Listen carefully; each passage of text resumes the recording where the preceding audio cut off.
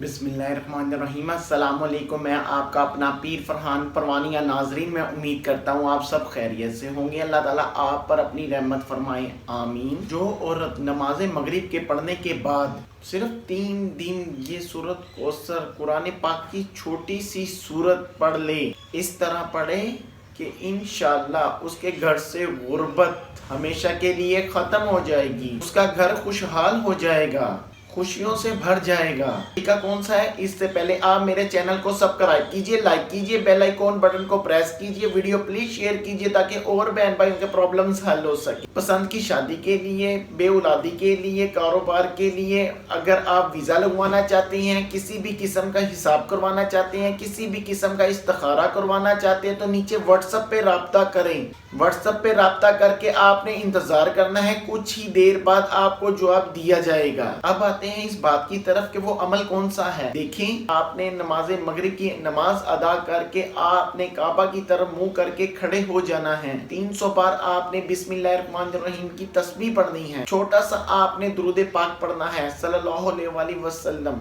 कुरान पाक की छोटी सी सूरत आपने ये पढ़नी है। आपने 100 मर्तबा आपने सूरतुल कौसर पढ़ना है। आपने उसी हालत में खड़े होकर आपने हाथ उठाकर दुआ मांगनी है। इंशाअल्लाह आप 3 दिन ये अमल करें, आपका घराना खुशहाल हो जाएगा, गुर्बत आपके घर से हमेशा के लिए खत्म हो जाएगी। इंशाअल्लाह आप अपनी दुआ में अपने पीर फरहान को याद रखें। Thank you.